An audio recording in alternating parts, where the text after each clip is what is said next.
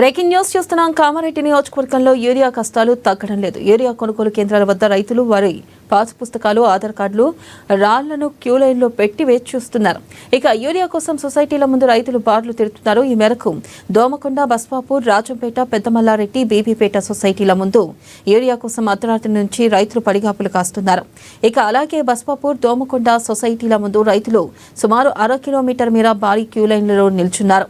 గత వారం రోజుల క్రితం కామారెడ్డి జిల్లాలో భారీ వర్షం కురవడంతో రవాణా వ్యవస్థతో యూరియా సప్లైలో కొంత కొరత ఉంటుందన్న అధికారులు తెలిపారు.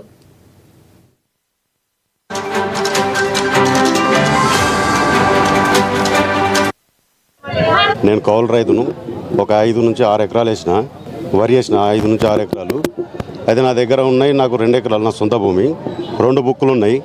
బుక్కుకు ఒకటి ఇస్తామంటారు. మరి ఇంకా 4 ఎకరాల మసాలా ఎట్లా చల్లుకోవాలి? నేను బుక్కుకు ఒకటి ఇస్తామంటే ఇంత లైన్లు ఉన్నది. వచ్చినాయి 200. ఇంచుమించు మా రాజంపేటలో 1500 నుంచి 1600 ఎకరాల పొలం నాట్లేసిరు. దానికి వచ్చింది 200 చిల్లర వచ్చినట్టున్నాయి. అయితే ఈ 200 చిల్లరతో ఇంచుమించు 1600 ఎకరాల భూమిలో ఏడ చల్లుకోవాలి? ఈ అసమర్థత పాలనలో రైతులు మొత్తం ఎంత అరగోస పడతారు యూరియా గురించి.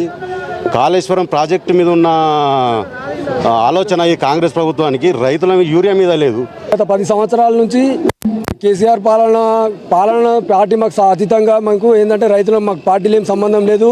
పార్టీ మాకు ఎలాంటి అభ్యంతరం లేదు.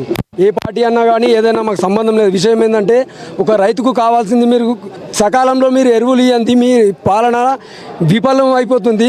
మీకు సోయి ఉంది ఏది ఆ కాళేశ్వరం మీద పెట్టిన సోయి మా రైతుల మీద కొంచెం మీరు కాన్సన్ట్రేట్ చేస్తే మా రైతులు ఇలా ఇక్కట్లు పడరు. మాకు ఏంటంటే మాకు ఒక 10 ఎకరాల భూమి ఉన్న వాళ్ళకి బుక్కుకు ఒకటే యూరియా బస్తా ఇస్తారు సార్. ఇప్పుడు ఒక గుంటలు నాకు గదే ఒక యూరియా బస్తా ఇస్తారు. మాకు 10 ఎకరాలకు నాకు ఒక యూరియా బస్తా తీసుకుపోయి పోయమంటావు.